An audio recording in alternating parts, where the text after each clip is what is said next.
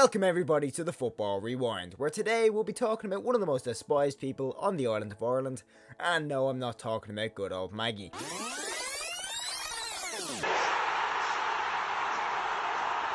Ireland historically has never been great at football for various reasons, whether it be competition from national sports like GAA or hurling, or the fact that the FAI are a lot of money-hungry melon heads that are more concentrated on arguing with the North than actually focusing on football in Ireland. But that's not to say we haven't had our moments of glory.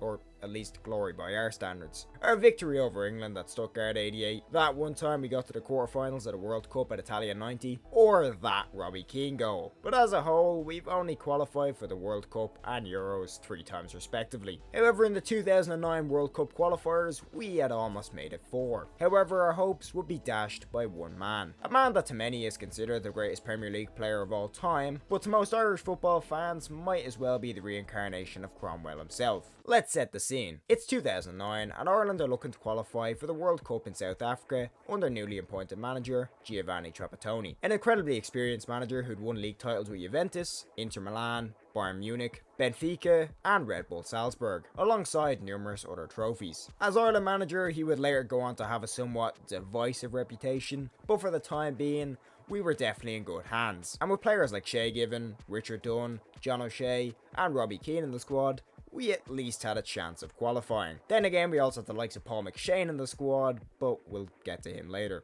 Our qualifying group would prove reasonably difficult, including both Italy and Bulgaria, alongside Cyprus, Georgia and Montenegro, who were not as good, but still. We would come out of this group unbeaten, however, only winning 4 games, but still holding a declining but still good Italian squad to 2 draws, and finishing second in the group behind them, granting us a spot in the second round qualifiers, and due to our FIFA ranking, we'd be placed in pot 2, meaning we could face either Portugal, Greece, Russia, or worst of all, France. And of course we would draw the French, with our first game being at home in Croke Park, due to the fact that Lansdowne Road had recently been demolished and the Aviva was being built. In the first game on the 14th of November, we would put up a decent fight, holding the French until the 72nd minute when a shot by Anelka was deflected off Sean St. Leger, or St. Ledger, would go in and prove to be the only goal of the game. The second leg 4 days later would be played in the Stade de France, and of course we'd need 1 goal just to go level with the French,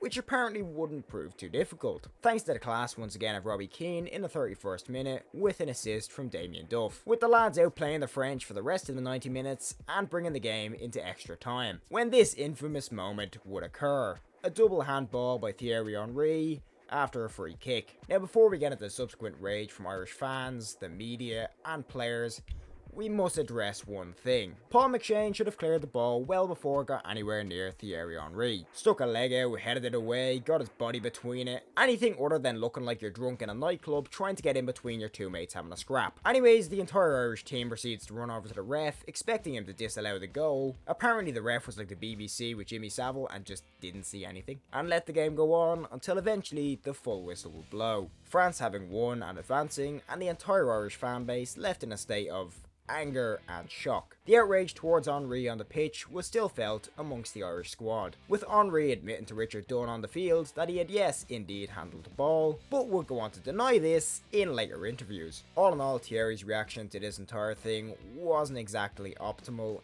and he did a lot to anger both the Irish fan base and media, in a lot of cases still to this day. The Irish fans were about as calm as you'd expect a lot of half-drunk men equipped with Twitter to be, so yeah, there was a lot of abuse hurled towards Thierry Henry, not all of it being PG-13. The Irish media and FAI also had a field day with this whole debacle, the media painting Thierry Henry's actions as a 21st century equivalent to Diego Maradona's hand of God, while the FAI took a break from destroying the League of Ireland, and the government took a break from overpaying politicians to call for a replay of the match, or a stupid request, at least in my opinion, for a 33rd World Cup spot to be granted to Ireland, which even to me as an Irishman, I will tell you that is the thickest idea I have ever heard. I also have to mention Roy Keane's reaction, which is as Roy Keane of a reaction as you'll ever get from Roy Keane. I think around about Henry's handball, yeah, of course you handle it, but I'd focus on why didn't they clear it. I'd be more annoyed with my defenders and my goalkeeper than Thierry Henry.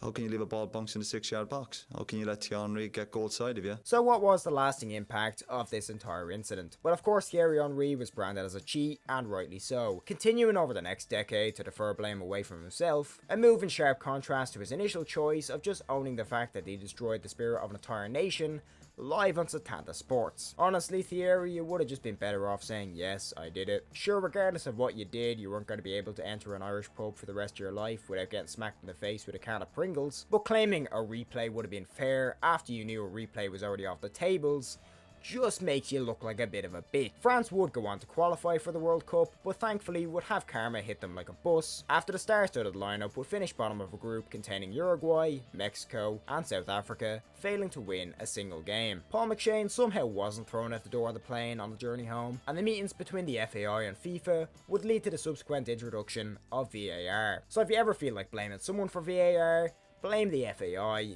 We don't really like them here anyway. Thierry Henry's handball would go down as one of the most blatant acts of cheating ever in a sport, and the fact that the goal wasn't disallowed by officials still makes me question both FIFA and UEFA to this day. But anyway guys, I'd like to thank you all for watching to the end of this video, and I'll see you all next time.